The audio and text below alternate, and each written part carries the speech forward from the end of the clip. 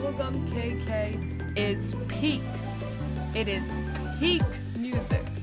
Literally the greatest. Best thing ever to come out of Animal Crossing.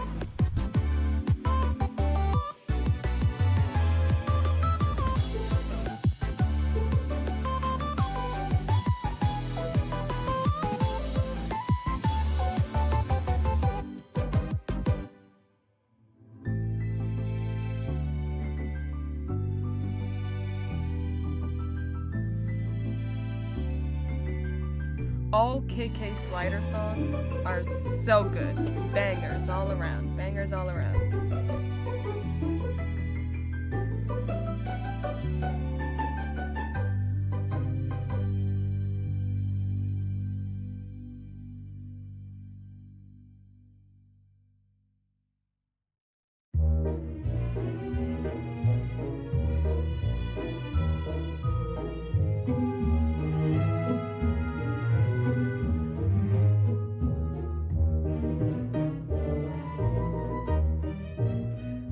Maybe one day I'll do an Animal Crossing stream. One day. I gotta find my capture card again. I don't know where it is.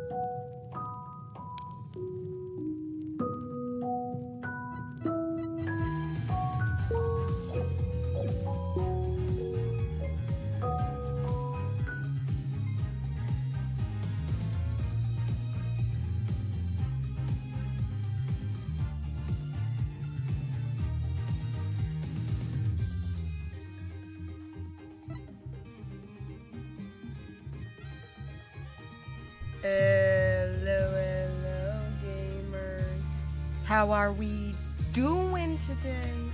Hello, hello. How is everyone? We're back after a one-day break from Apollo Justice. We're back to finish the tutorial. Let's get into it. Let's pop into this bad boy. There's an autosave. Oh, they have different save states for different games. That's fun. Very exciting, very exciting. Hello.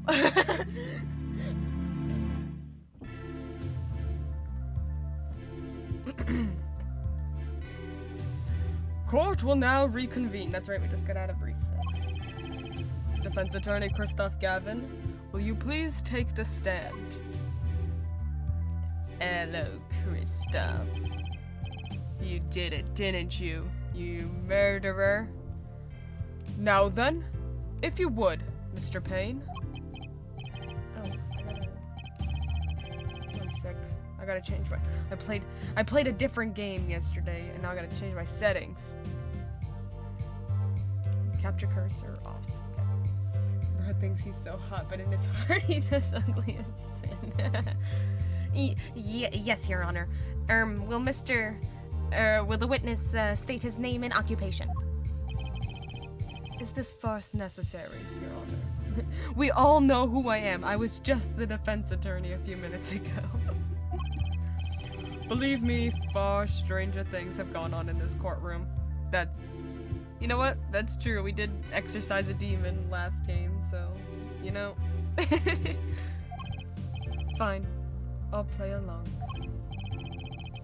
First, there's one thing we need to have made clear. How did you know about the secret beneath the victim's hat? By secret, I'm guessing he means the fact that Mr. Smith was bald. Forgive my curiosity, but what is it about this fellow's head? Did I read that right? Forgive my curiosity, but what is it about this fellow's head? I guess I did. Your Honor seems to have an inordinate interest in it. Objection! Oh! Oh! Oh! Oh! Oh! Hey! Oh, hey!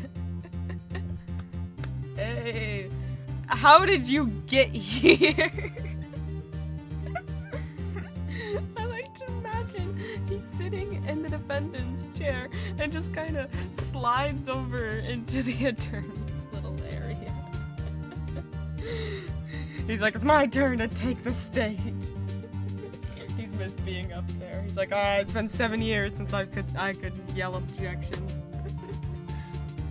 He's popped up next to Apollo. He's like, it's my turn. I'm the main character again. Get out of here. You had your, 2 hours of being the main character. It's my turn now. I wouldn't call it inordinate, Mr. Gavin. Mr. Wright? What do you think you're doing, Wright? Wow, things sure look different from the other side. You know what I mean, Apollo? Speaking of looking from the other side, let's consider something for a second. Okay, so he's just doing my job for me now? The victim wore that hat all night, never once taking it off, except for that one time. That one time being the instant he was hit. I have a feeling Phoenix will see Apollo in a very fatherly way. Oh! When Mr. Wright returned from reporting the crime, the hat was lying on the floor. Mr. Wright picked it up and placed it on the victim's head. In other words, in order to have seen Mr. Smith's bald head, you would have had to have been there in the hideout at the time of the crime. In other words, I must be the real killer, is what you're trying to say. Yeah, pretty much. Not bad, Apollo. You're pretty good at your job.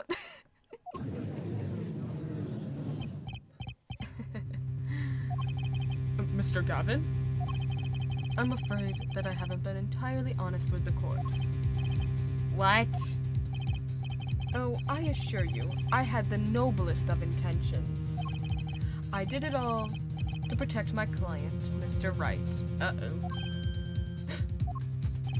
Yet, I'm afraid in the current situation, I see little reason to hide anything. Very well. Allow me to tell you the truth of what happened that night. Finally! You may begin your testimony. Tell us, how were you involved in the events of that fateful night?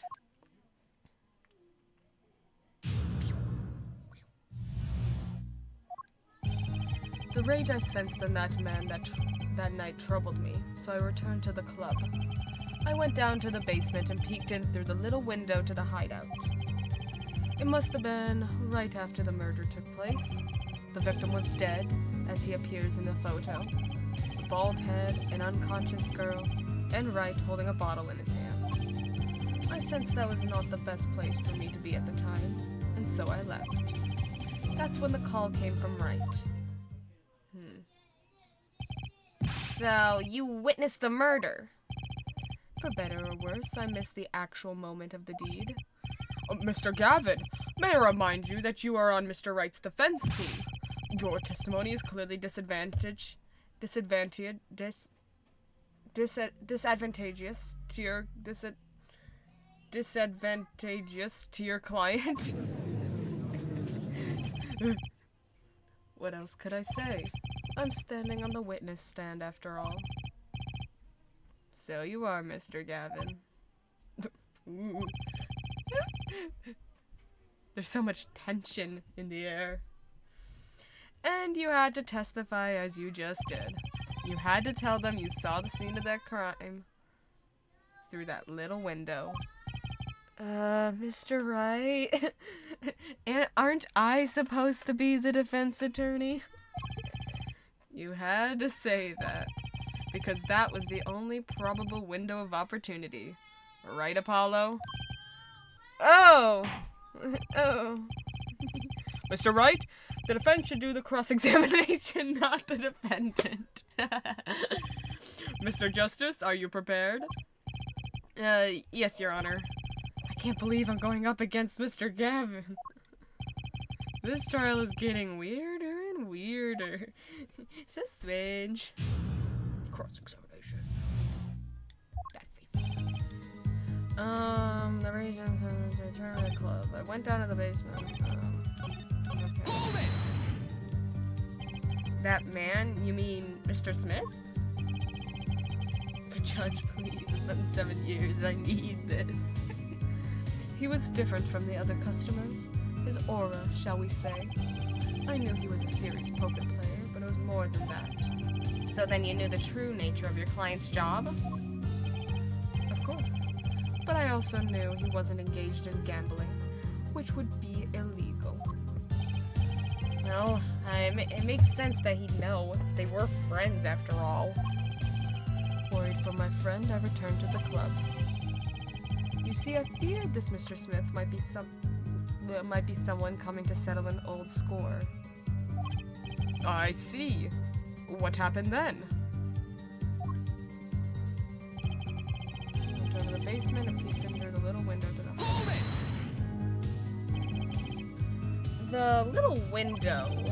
You mean the one used to keep watch up the stairs? Yes, a relic of the ancient past. The black marketeers used it, I believe.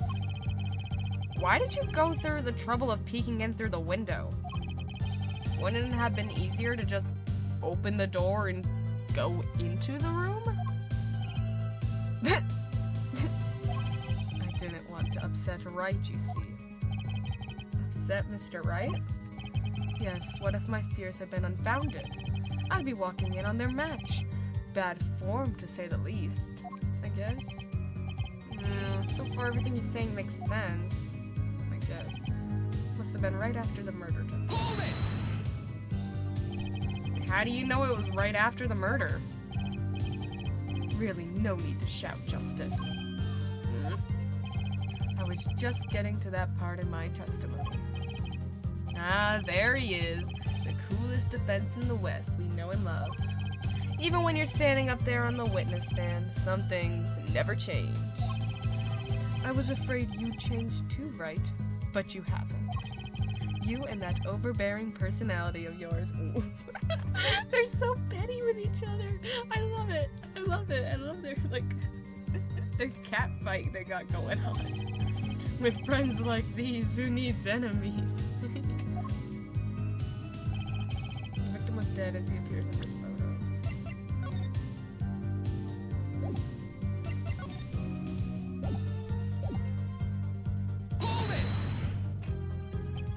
By photo, you mean the second photograph of the crime scene?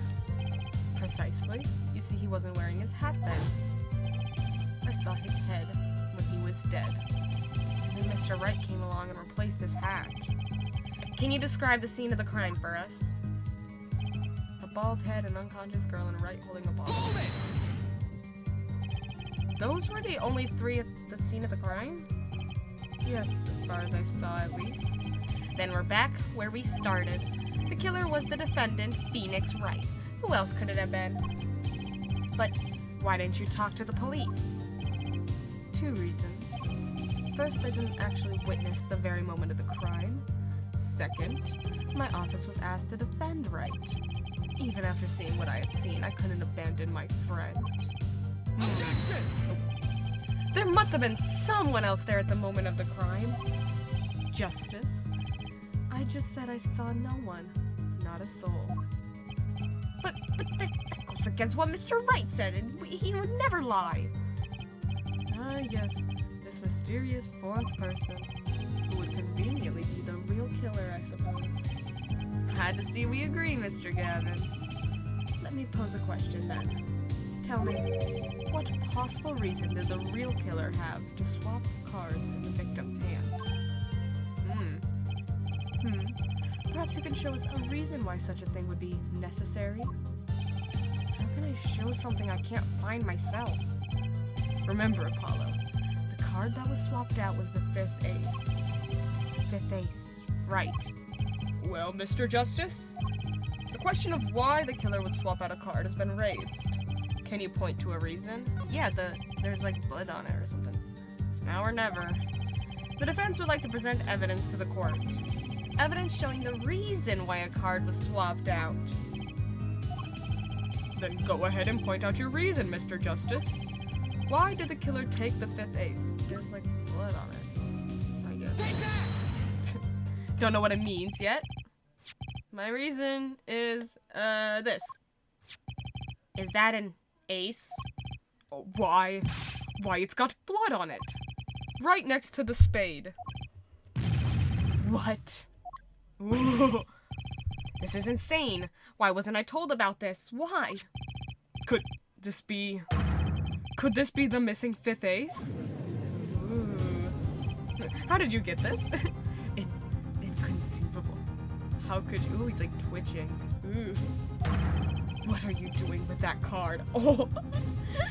So, Mr. Gavin, you're acting awfully suspicious about this card here. Well, that's the thing. Why is Mr. Gavin so upset? It's just a fishy card from some fishy girl. Oh, that card? It's mine. Okay, Phoenix. That is, I picked it up at the Borscht Bowl Club the night after the murder had occurred. I gave it to my daughter. Cards are her stock and trade, after all. Objection! No. Impossible. Unacceptable. The court can't accept this evidence. It's a fraud. A fraud? How can you be so sure? Yeah, Mr. Gavin. How would you know it's a fraud? Did you take the real one? What? I would think the only person who could claim it was a fraud would be the one who took the real card from the crime scene. The real killer. Allow me to elaborate. What if this trace of blood was the reason? The reason for the killer to take the card from the scene of the crime. Where are you going with this? Take another look at the photo, and at the victim's head. At the moment of the crime, his hat fell to the floor, and a trickle of blood ran from his forehead down the back of his neck. Couldn't a drop of that blood have fallen on one of the cards? I guess. Yeah, I suppose. The killer then took the card to hide the blood. Objection! Oh. Regardless, that evidence is non-permissible. Oh? Right. Regardless of how you wasted the last 7 years, you used to be a lawyer.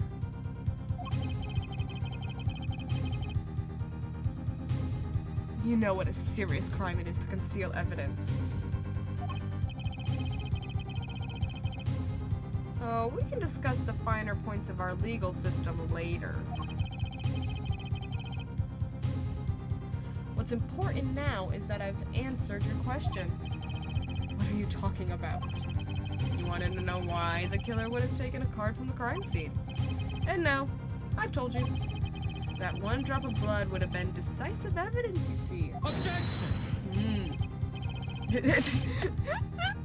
They're just doing like they're doing Payne and Apollo's jobs for them. That's so funny. Like, they're sitting over here, they're like, you guys are not supposed to be the ones like doing the objections. It's supposed to be me and Payne. This is baseless conjecture, baseless. Objection! Oh, he did the thing! He did the thing! He pointed his finger! Oh, I assure you, it's quite based.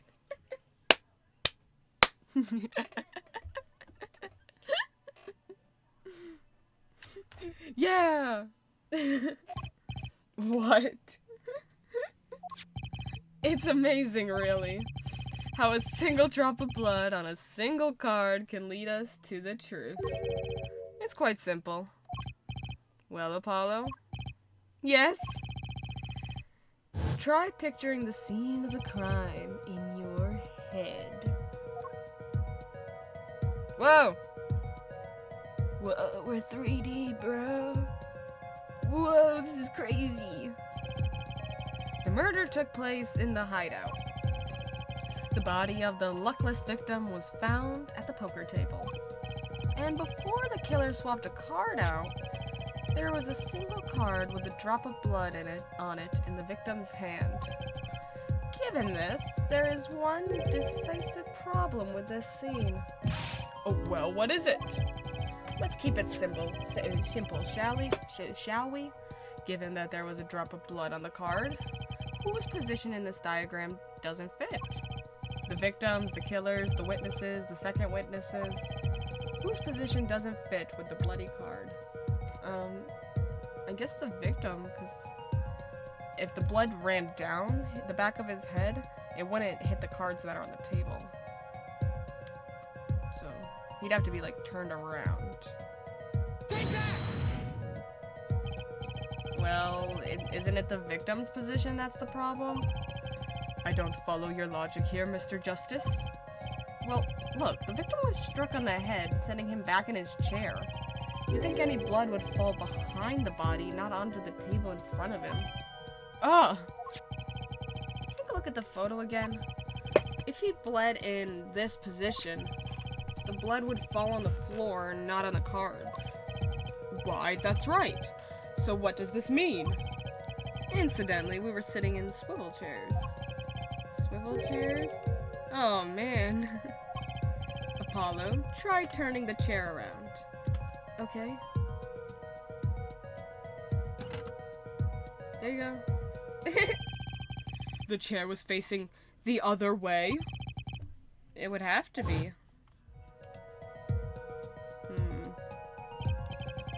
So we have to assume that at the time of the murder, the victim's chair was facing away from the table. When Mr. Wright returned from informing the police, which way was the chair facing? When I came back to the room, the body was facing as seen in this photo. That would mean the killer turned the chair back around. Let's take the next step. Look at the diagram once more. We now know the victim was facing away from the table at the time of the murder. But this creates another significant contradiction. Again? Let's test your reasoning skills, shall we? Apollo, whose location on this diagram contradicts our new understanding of the crime? The victims, the killers, the witnesses, the second witnesses, whose location creates a contradiction if the victim was facing away? I guess the killer? Because he'd have to be in front of him. Take that! The victim was struck from the front, correct? Indeed. Well, wouldn't it be hard for the killer to hit him from the front?